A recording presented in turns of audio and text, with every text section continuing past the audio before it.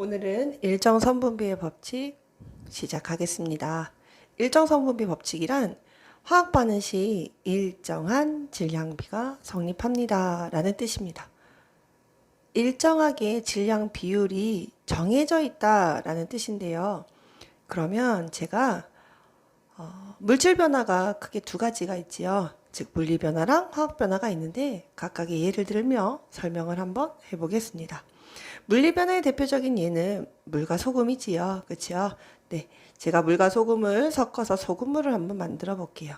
물이 100g, 소금이 10g, 그럼 소금물은 110g.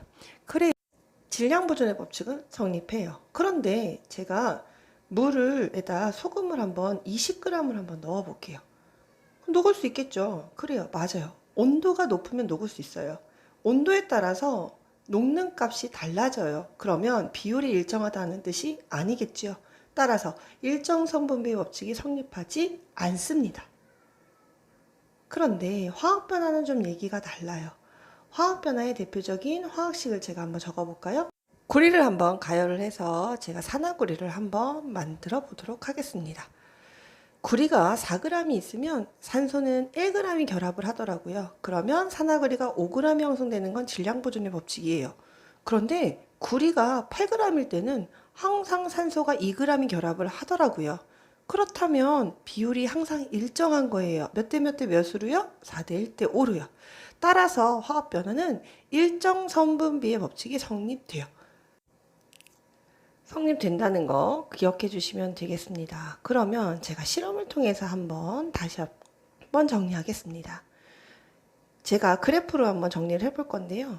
세로축에는 산화구리, 즉 생성물질값, 그리고 구리, 반응물질값을 적어볼게요. 그러면 구리가 4g일 때 산화구리는 5g이 만들어진다는 그래프를 그려보겠습니다. 그렇다면 문제가 어떻게 나오냐면 산화구리가 20g이 생성되었을 때 구리하고 산소는 각각 몇 g입니까? 라는 문제가 나와요. 그러면 이건 어떻게 풀어야 할까요? 제가 반응식으로 한번 정리를 해보도록 하겠습니다. 우선 구리가 4g이네요. 네. 그런데 산화구리가 5g이에요. 그렇다면 산소는 몇 g이 결합했을까요? 그래요. 맞아요. 1g이 결합했겠죠. 그러면 비율이 4대 1대 5가 성립됩니다. 그런데 산화구리가 20g이 형성됐대요. 4배가 차이 나네요. 그럼 똑같이 4배씩 만들어주면 되겠죠. 그래서 구리는 16g, 산소는 4g. 16g입니다. 산소는 4g입니다. 라고 표기하시면 됩니다. 이번 실험은 수소와 산소를 반응시켜서 물 분자를 만드는 실험을 한번 기록해 보도록 할게요. 1번 실험에서 문제를 수소가 10g, 산소가 40g, 그리고 수소가 5g이 남았다라는 걸 힌트로 줬어요. 1번 실험에서 보시면 수소가 5g이 남았다니까 5g이 반응을 했겠죠. 그럼 5g 대 40g이니까 1대 8이라는 걸 1번 실험을 통해서 확인할 수 있어요.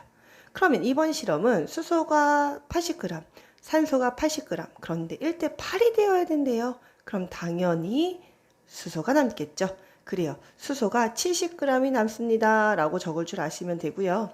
그럼 3번 실험을 한번 볼까요? 지금 수소는 8g, 그리고 산소는 32g. 그러면 1대 8이 되려면 어떻게 하면 좋을까요? 1이 8이 되려면 8배. 그러면 8이 32가 되려면 8배, 64 할 수 없어요. 그러면 4배씩 곱하시면 되지요. 그러면 수소는 4g이 반응을 했겠죠. 따라서 남은 물질은 수소 4g이 남습니다. 라고 체크하시면 되겠습니다. 그렇다면 물은 몇 g 만들어질까요?